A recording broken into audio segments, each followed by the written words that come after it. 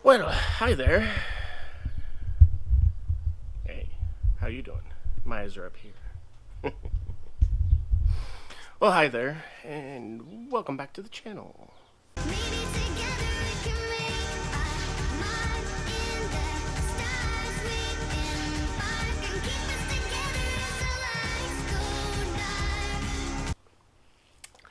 Today I am doing a swap on the Super Adventure.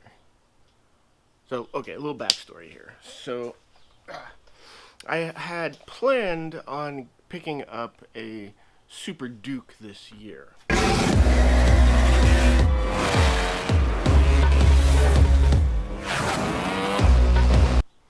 As a compliment to my Super Adventure. Then I'd have my touring off-road bike, and then I'd have my canyon carving track bike.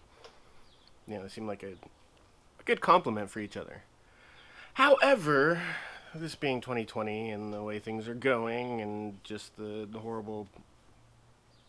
horribleness of the year, I turns out that's not going to be an option for this year, or possibly a couple of years. So I've gone and opted for the kind of the middle of the road ground. So if I can't have another bike, well then I'll turn my bike into another bike. So it's kind of the reverse action of what I did with my 650 Ninja, where I put knobbie tires on it and rode it on dirt roads. What I'm gonna do now is put street tires on my off-road bike and ride it as a street bike. Yeah. Some might argue that it is a street bike and that it never should leave the road anyways, but yeah, I digress. So I went and got myself a whole set of new wheels off of a 2018 Super Adventure S, because they have the alloy, cast, whatever you want to call them. They have, the single one-piece wheel. And I put a set of Dunlop Sport Max something. I can't. Hold that thought. Alright. So yeah, I have a Super Adventure S wheel with a set of brakes, its own tire pressure monitoring system, and yeah, these Dunlop Sport Max Road Smart 3s. They're kind of, I don't know, they had a lot of good reviews, and from what I read, they grip really well. They're really good in the twisties, and yet they have, they hold up really well. They have good mileage, especially under a heavy, a laden heavy bike. So I have almost everything I need to do a straight swap. So my goal was I wanted to, go do Fast Friday on these rims and tires, come home from Fast Friday, pull the axle, pull this rim, put the other rim in, put the axle back in, like that fast. Unfortunately, I am missing one key piece, and that is the ABS tone ring, or reluctor ring, or sensor ring, whatever you want to call it. It's the the little waffle piece with all the holes. So it's the only piece that I'm missing because it's back ordered. So I am going over to the coast this weekend, and it will be a good opportunity to try these out in the canyons and see how they do under a laden bike, because I'll have the boxes on and stuff for an overnighter at the coast, and be a good opportunity to try these out. So I'm just going to go with putting these on. I'm just going to take my tone ring off my other wheels and put them on these ones. It's a little more work than I wanted to do to swap, but it's not that bad. It's not as bad as like swapping over the whole disc. Although some might argue that I should do that, and that I shouldn't mix new discs and old pads and blah blah blah blah. But in the meantime, let's get the I'm going to swap the front tire first because it's the hardest. And that's where I'm going to get started. Bike on center stand, and then I use a jack under the skid plate to lift the front tire. That's where I actually start. And then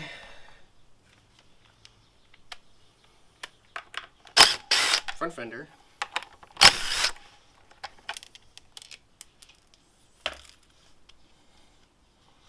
I suppose you could do this without removing the front fender, but I'm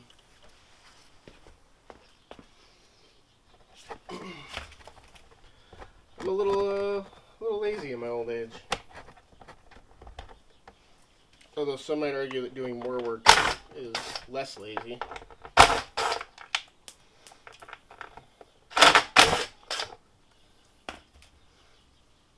I personally just don't want to fight with the fender.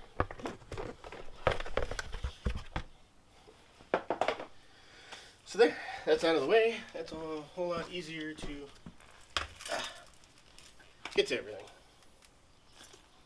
Now,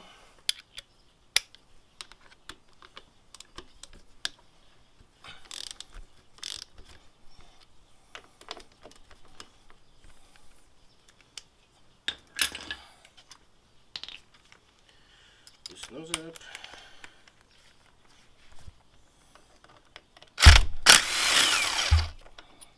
One. And two.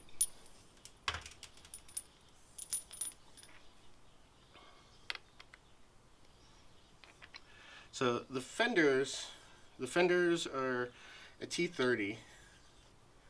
The caliper bolts are a T45.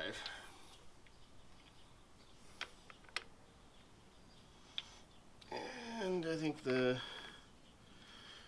ABS pickup is also a T30. Yeah, T30. Okay. Pop those out. Pop that off. Now what I do is, while I've still got the other side on the rotor, I'm going to open up this side.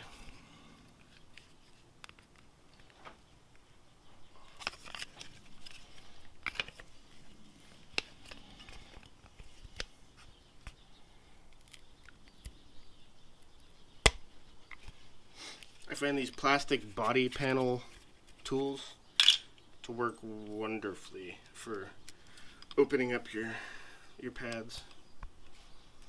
And then a piece of wire so I can hang my caliper off the engine guard up here.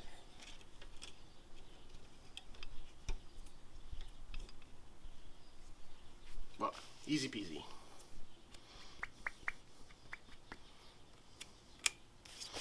Now on the other side, when I take the other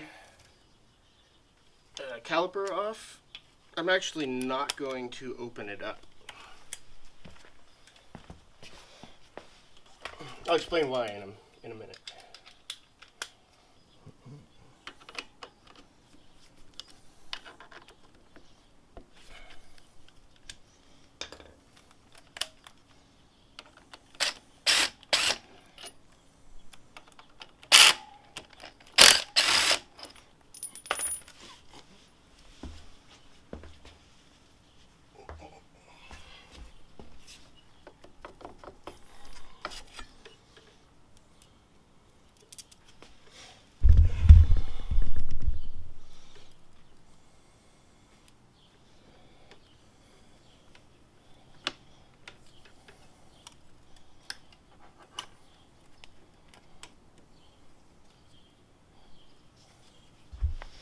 Okay. Now,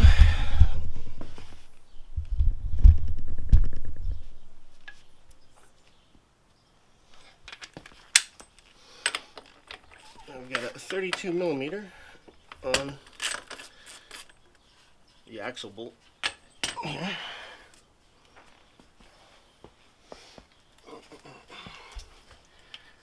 And then the actual axle pinch bolts.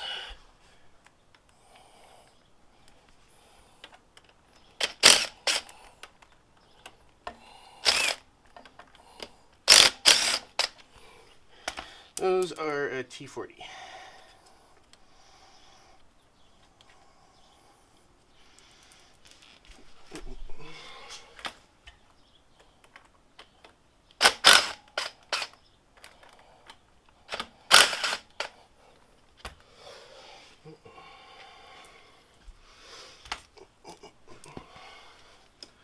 Alright, give that a little tappy tappy, and then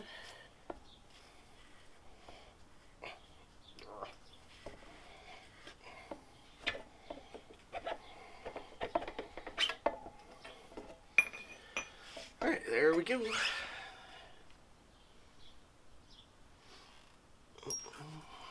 Pull out your spacers, and there we go.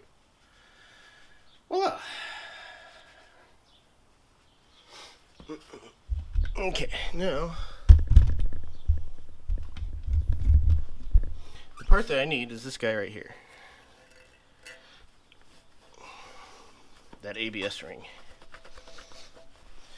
Okay, so these bolts are 8mm heads.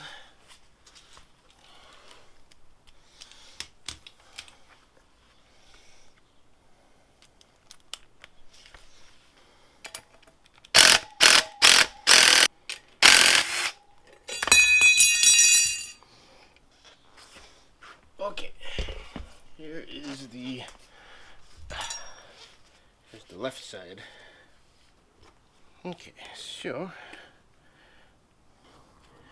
throw a little bit of red Loctite on there, and then we throw our ring on there.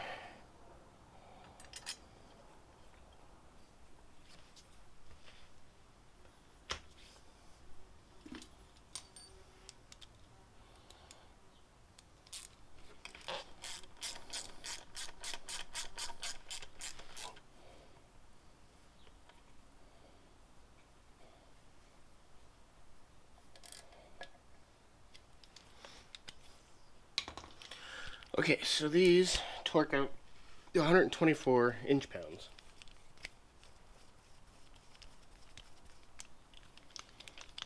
Or what's that, 10 point something foot-pounds? 120, 124. All right.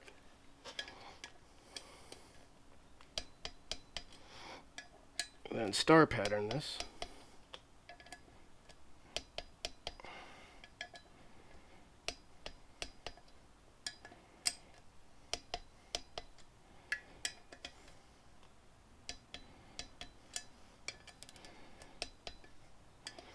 I always do it twice over, especially on something like brakes.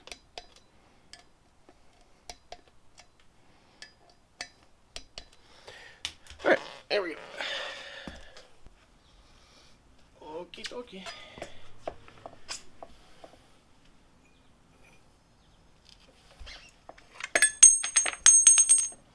Oh.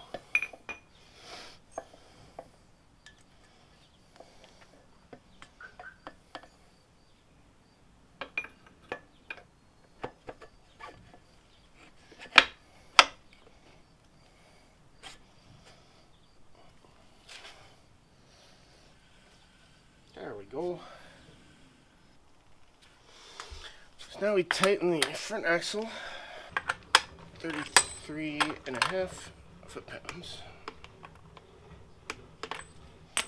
Okay. Okay, now to go give all these a nice cleaning. I'll be right back. Okay, now that we got the bolts all cleaned up and prettified, I'm going to install these clamp bolts. Alright, so these clamps torque to 133 inch-pounds.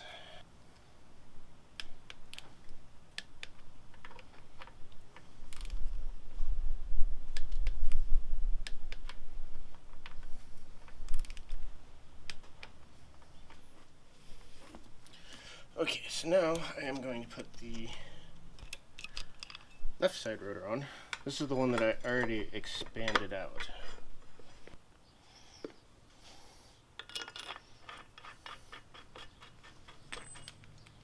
These torque to 33 foot-pounds.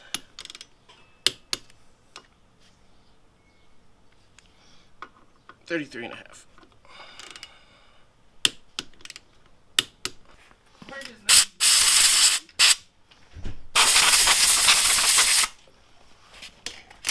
Hard going. Oh, fine. Fine. Yeah? I know. I'm missing a bolt, but other than that. Other than that. Comfortable? No, he's missing a bolt. I'm missing a bolt. How are you missing a bolt? I lost it. There it is. Nothing done. I know it was around here somewhere. Okay. For the speed sensor. And the speed sensor torques to 89 inch-pounds.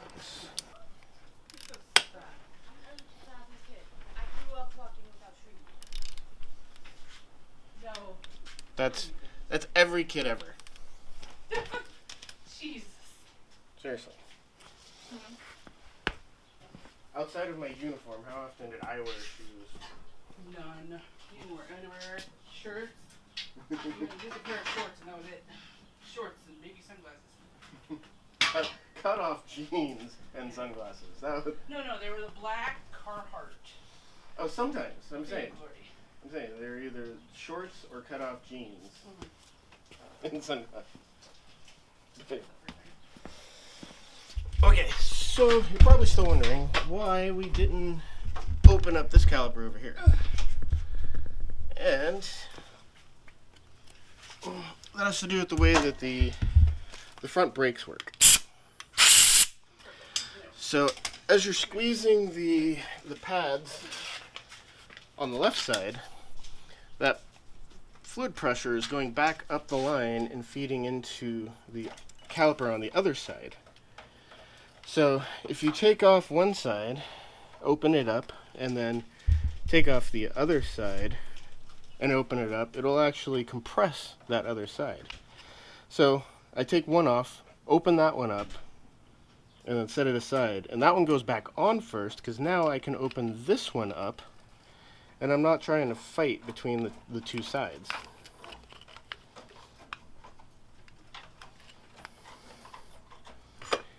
And just like that, it slides right on.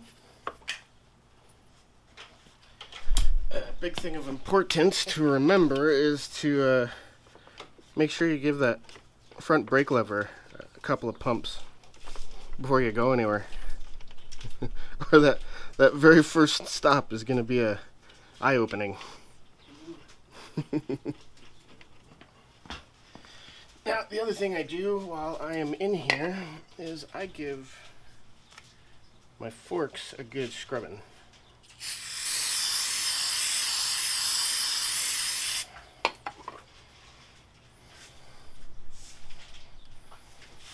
Because it's not wheelies that kill your fork seals. It's when you do wheelies and you bottom out the suspension, you cram all that crap into your fork seals. That's what kills them. You don't want to cram that crap in there. So you want to clean that as much as possible. As often as possible. That's why you wash it. At least wash your fork seals. Or wash your forks. Okay.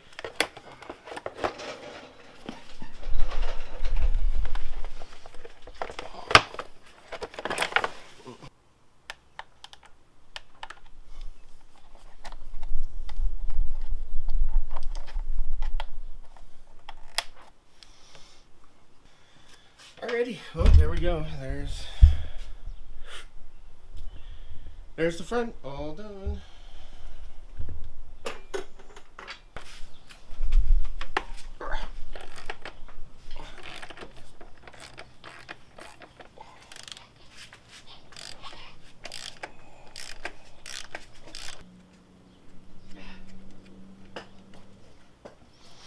Okay, wheel speed sensor. Help me. Well, you don't do it in flip-flops, you big dummy. Yeah. You had a really good clean. Thank you.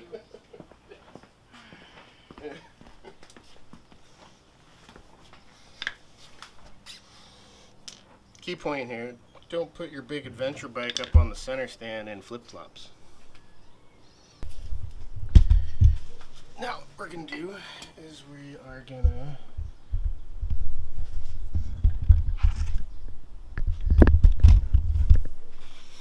we're going to push on the rear caliper, and that's to uncompress it. So now, there's your room, your wiggle room.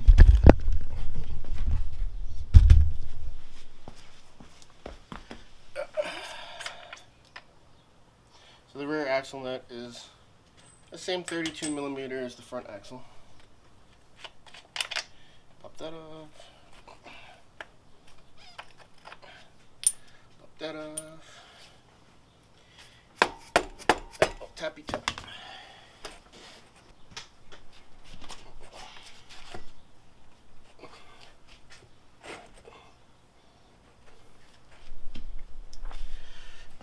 So, this is an old chain, it's a lot easier.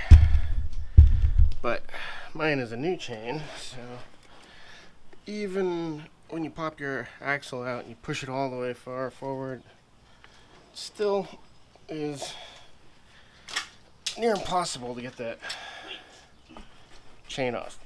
Oof.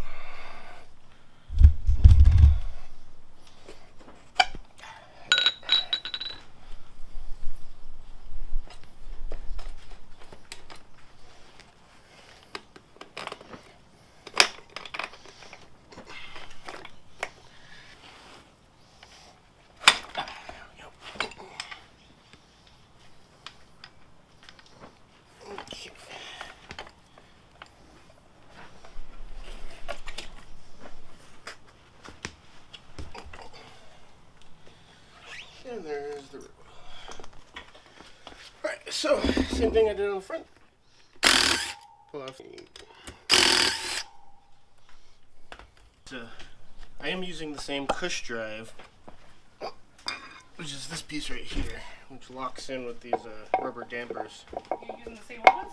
No, I'm using the same Cush drive. Oh.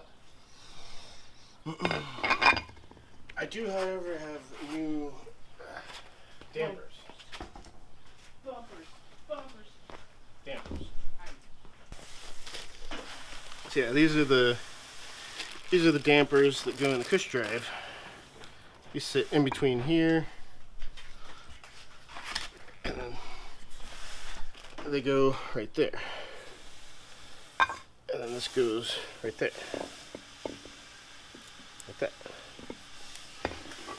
These ones, I've got 30,000 miles on them, so they're getting a little up there. It's recommended that you replace these whenever you do your chain and sprockets. Okay, there we go.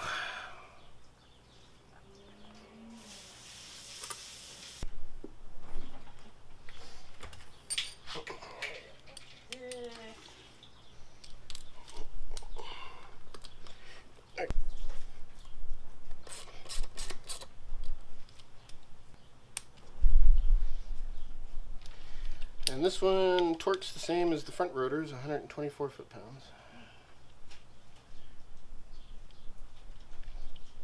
20, 24.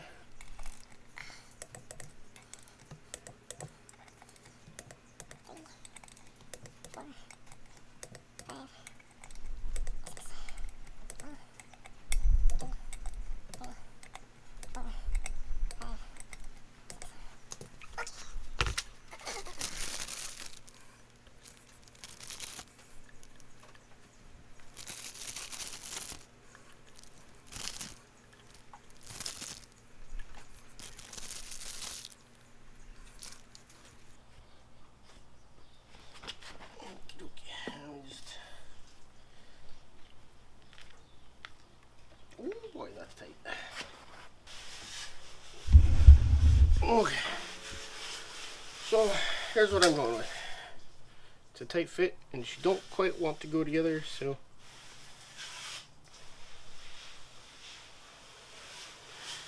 What does the old good man do? Put some lube on. can't quite get it in, and just add more lube. Now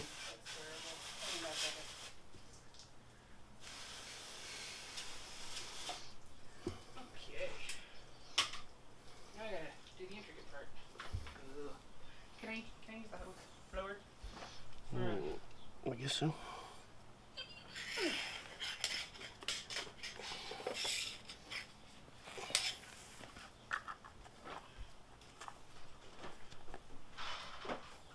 So yeah, this is my favorite non-reactive libation is silicone grease.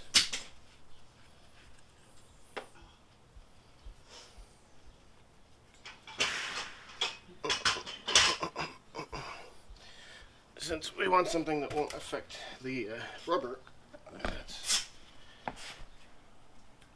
what I'm going with. Oh, look at that. Yeah, perfect. Alrighty, there we go. Now we get to just put her all back together.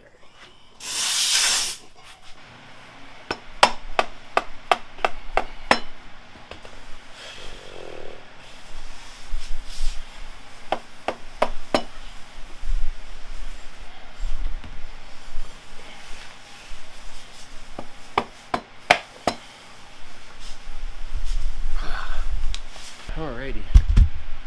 Well, a little bit of grease right there. A little bit of grease on the threads.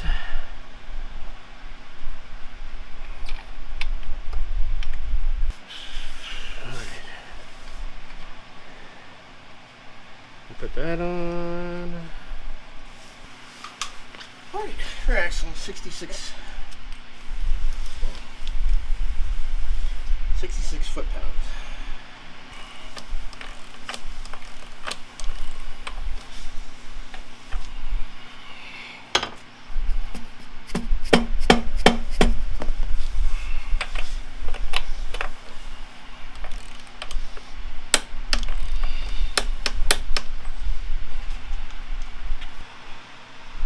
Wheel speed sensor.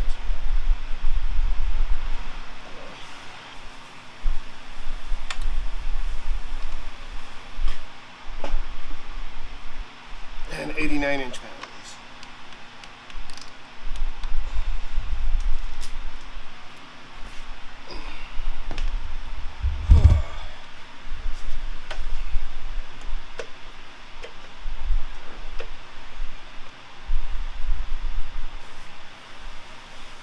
Alrighty. That kind of sucked. Some of it. Oh. At least the whole putting together the brand new stuff on the rear end, that was, holy jeez. I wonder if they're like that going together in the factory. Like, okay, well, it's holy Jesus, that operation took 20 minutes. Like just that end operation there, 20 minutes. Alright, well, I'm gonna pick up my mess and then we can go ride this thing. Yeah, let's do that.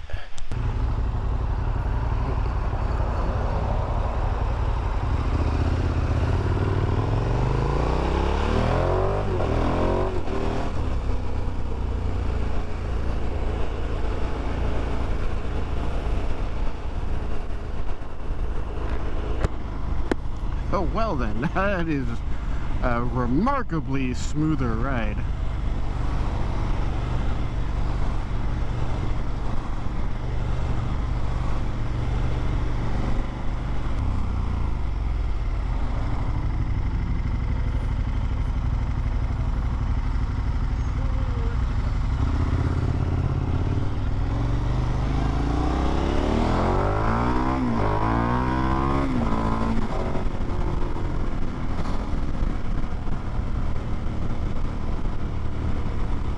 it wasn't our go.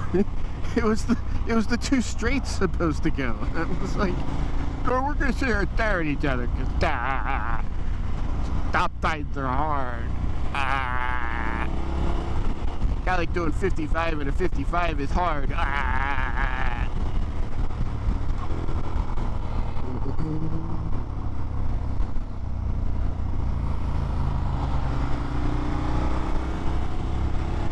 Well then, has this endeavor been worth it?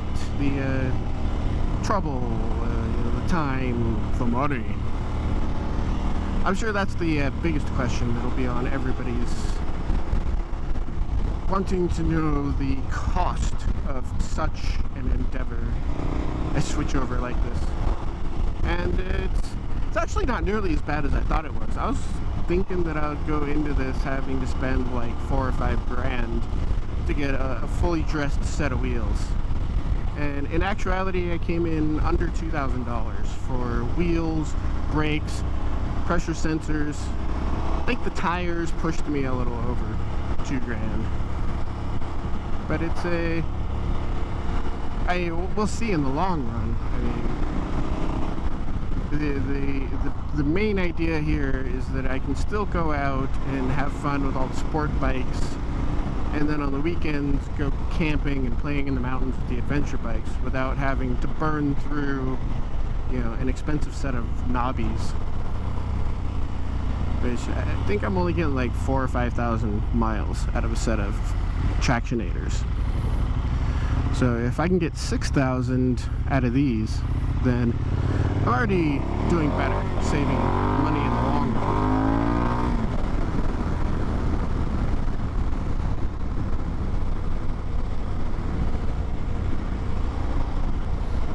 I'm gonna go get some fuel and then go burn some more heat into this rubber. So yeah, thanks for joining me. If you like what you saw here today, hit that like button. If you're new to the channel, hit subscribe. Don't forget the notification bell so you can be notified whenever I write something new. Until then, stay safe, have fun. Peace.